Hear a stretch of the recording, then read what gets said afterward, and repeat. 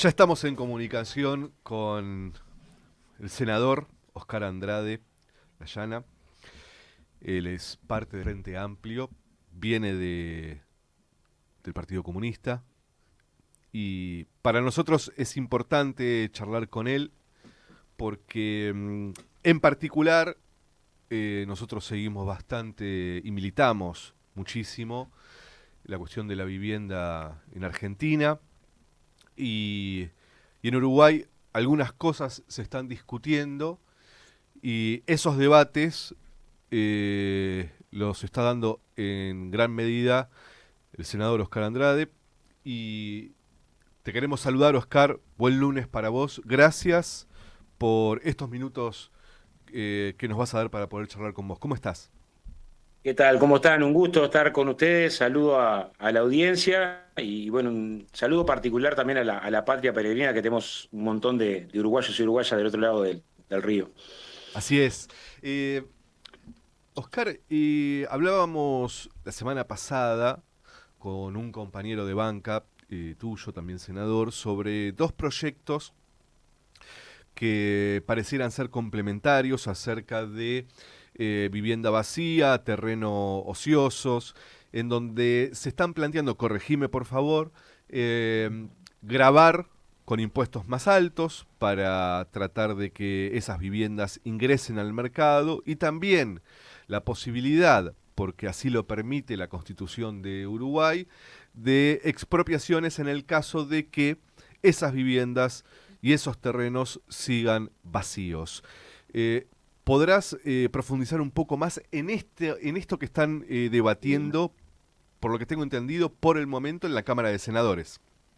Sí, en la Comisión de Vivienda. En realidad son proyectos que presentamos en el 2021. Hay un Ujú. largo acumulado. Yo creo que una de las razones principales de la violencia en América Latina, en nuestra América, tiene que ver con la segregación territorial. Es imposible, no puedo colocar cuáles son las determinantes de la violencia. Uno, bueno, el papel que nos toca en la División Internacional del Trabajo, subordinado desde que nos formamos como Estado-Nación, y otro muy potente es el de la segregación territorial. Mayor segregación territorial y más violencia son dos componentes que van indisolublemente ligados. Y en general los movimientos de izquierda le prestamos mucha atención y buena atención, o sea, correcta, una línea que es las transformaciones agrarias, o sea, las transformaciones en el agro, en la tenencia de la tierra, y no siempre llegamos a tiempo al debate de la reforma urbana.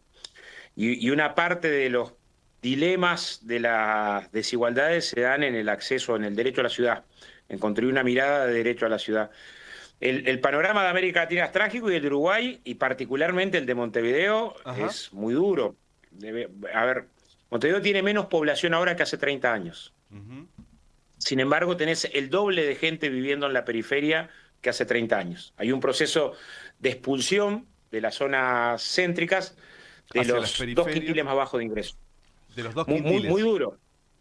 O sea, se dio en las zonas céntricas consolidadas, con servicio, con saneamiento, un retiro de los sectores de altos ingresos, más para la zona de la costa, pero simultáneamente se parte, esto a partir de la década del 70, en el periodo de las dictaduras, se profundiza, pero siguió en la década del 80 y del 90, y es un fenómeno que el Frente Amplio en el gobierno logró amortiguar, pero no revertir. Ajá.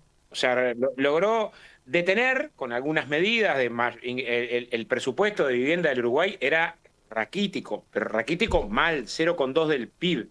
Para poner un ejemplo, el presupuesto de vivienda, según la CEPAL, en nuestra América, es de 0,59 del PIB. O sea, tenemos un presupuesto en vivienda, una inversión pública en vivienda, casi 3 veces menor que el de América Latina. Yo creo que casi por milagro no teníamos una segregación territorial mayor, producto de que hay construcciones jurídicas y sociales, el movimiento cooperativo de vivienda en Uruguay es muy potente, que sirvieron de alguna manera para amortiguar el impacto de lo que el mercado hace con la construcción de ciudad, que es construir zonas selectas y periferias. Ajá. De manera despiadada, no se le puede pedir otra cosa. O sea, si yo construyendo zonas selectas cobro 3 veces más el metro cuadrado, no me pidas, no puede ser función del mercado construir heterogeneidad social, barrio integrado, no lo hace, no No, lo hace. no.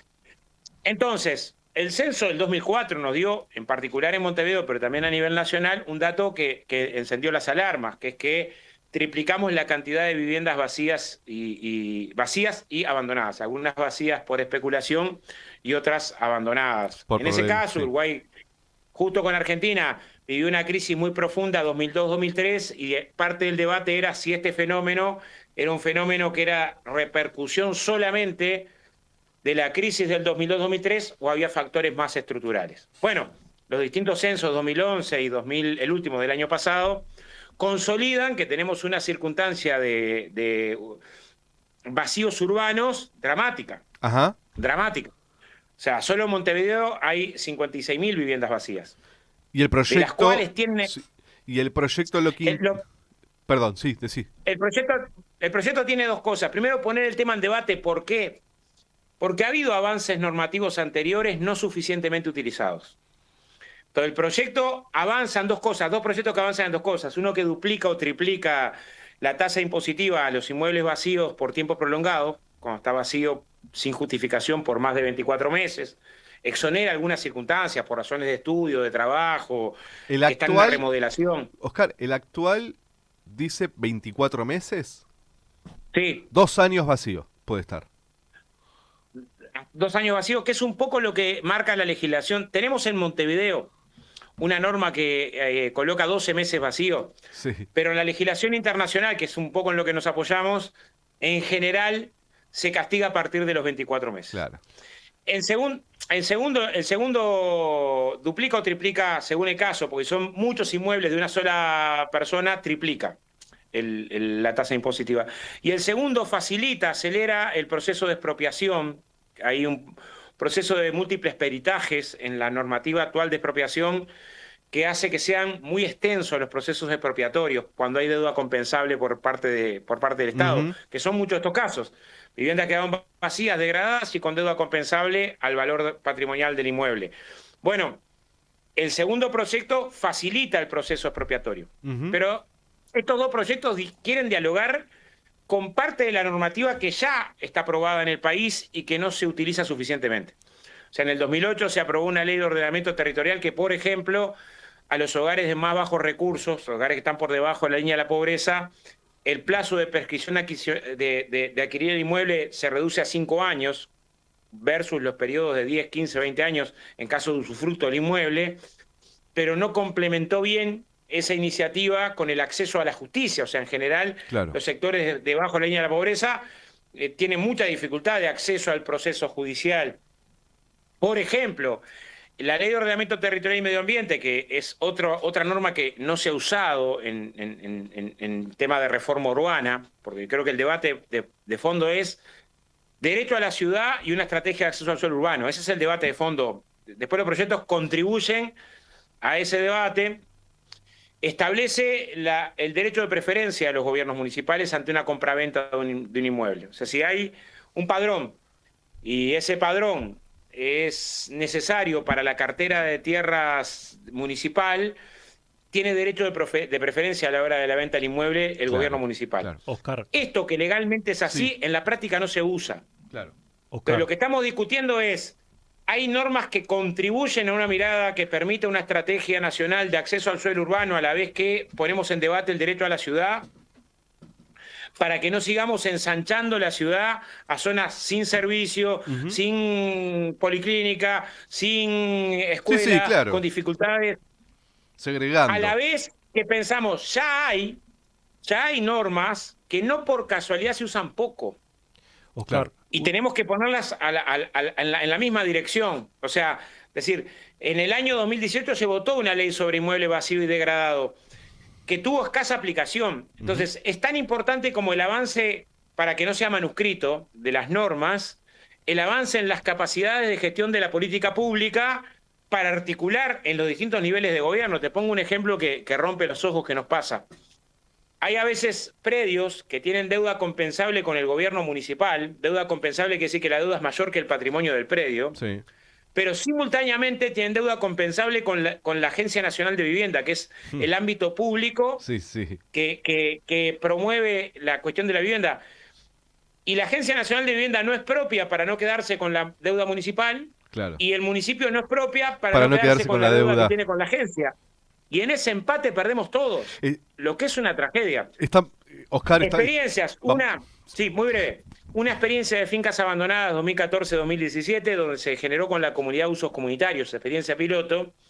Y en el último periodo, un peinado en la ciudad de Montevideo de apenas 80 predios permitió el acceso a la vivienda a más de 1000 familias. Porque no es que es una casa, es un predio, después montás una cooperativa. Claro. O sea, el impacto potencial es muy alto.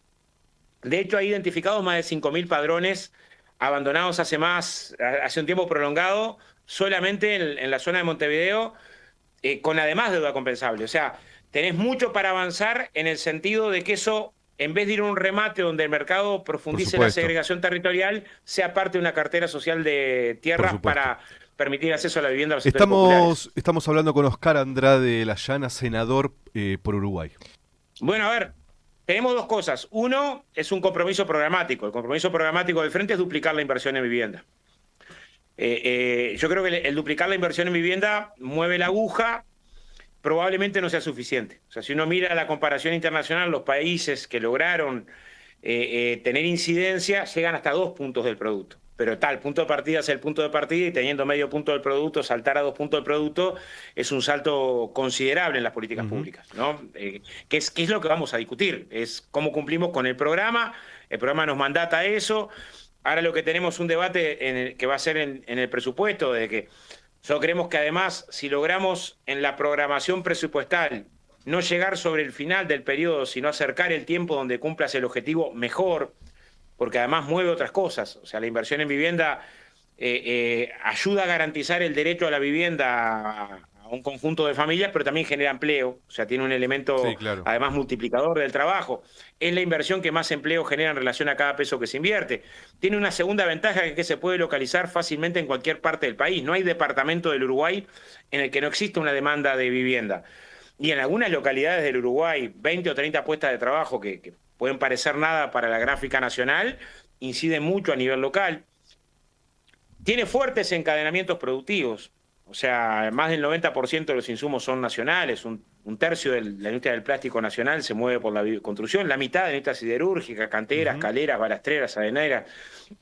Sector forestal maderero tiene un costado que tiene que ver con la vivienda, no requiere mayor calificación para el ingreso, entonces también facilita que sectores de actividad, otras ramas de actividad que están golpeadas puedan acceder al trabajo en la industria. Es el trabajo en la construcción en Uruguay de los mejores remunerados de la industria, porque tiene una fuerte negociación colectiva y un fuerte sindicato.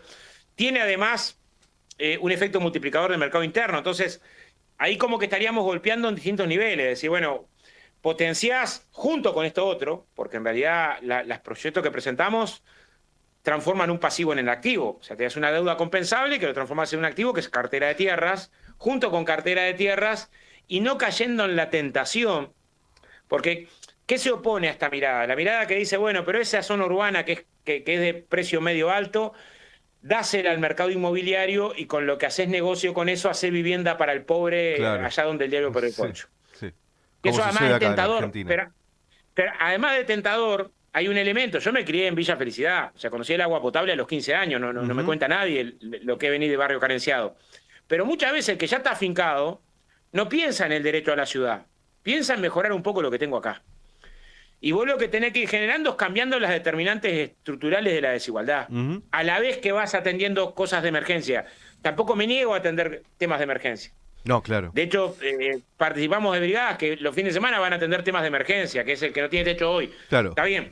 Oscar, pero la política una pública pregunta, tiene que atender los temas estructurales, ¿no? Oscar, en este debate que se está dando en la Comisión de Vivienda del Senado, ¿hay alguna relación con lo que está sucediendo con Cecilia Cairo y la presentación de la renuncia al Ministerio de Vivienda? No, capaz con el origen. O sea, a Cecilia le rematan la casa y se construye en un terreno como puede. Sí. Esa situación se le da a la inmensa mayoría de los uruguayos. Sí. ¿No? Con el origen. Después con el origen. Resto, no. Con el origen seguro. O sea, yo ponía un ejemplo hoy en una entrevista radial. A mí en el 2003 quedo sin trabajo y no fui a un asentamiento irregular de carambola, de milagro. Claro. Porque 2 compañeros de trabajo que se fueron a trabajar a España indocumentados, uno llevó a la familia, yo estaba se me hacía imposible pagar el alquiler y me iba a vivir a la casa de él, que vivía en un asentamiento. O sea, hay que separar los tantos en dos planos. Que Cecilia asume un error, que es una vez que asumo cargos de gobierno, tengo que primero que nada regularizar. Es distinto a otro debate que es rancio y clasista de decir los sectores populares que viven en el asentamiento, que se construyeron como pudieron su vivienda, que trabajan como pueden, esos no pueden ser candidatos a nada. Claro, claro. Hay que tener cuidado de no caer en ese otro planteo, que sería un planteo muy clasista. Sí. Pero es un tema de alguna manera superado. Sí trata el tema estructural. Es decir, bueno, hay sectores amplísimos en el Uruguay. Y también creo que el tema de castigar la vivienda vacía por tiempo prolongado de alguna manera nos cubre a un riesgo cada vez más potente, que es el de la financiarización de la vivienda. Que como el mercado de capitales, que ve con determinados riesgos la inversión en el sistema financiero, invierte en vivienda no para que la gente viva, sino para especular. Y no le importa si vive gente ahí. Bueno, solo no nos puede no importar si vive gente ahí. O sea, es notorio que la vacancia urbana es una patología severa y que si no hay políticas públicas potentes, agresivas, te lleva puesto y terminás generando un gasto enorme para favorecer la especulación y para generar componentes de más violencia y más desigualdad. O sea, hay un debate de mediano plazo que creo que es el que pretendemos dar, poniendo el tema en debate, que no se resuelve con la aprobación de 2 leyes. Hay que cambiar mucho de gestión de cosa pública porque, de hecho, hay normas que ya existen de uso relativo. Y yo creo que es un uso relativo producto de que no hay una comprensión integral estructurante del debate de fondo, ¿no?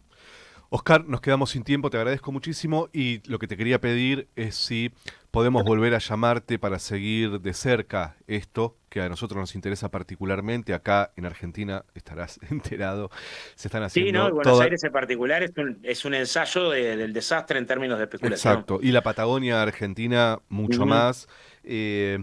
Nos interesa mucho, así que... Ojalá podamos comunicarnos nuevamente contigo. Te agradecemos muchísimo el tiempo y lo claro que ha sido. Bueno, agradecerles a ustedes por la comunicación. Un abrazo grande a la audiencia y quedamos a las órdenes. Un abrazo enorme.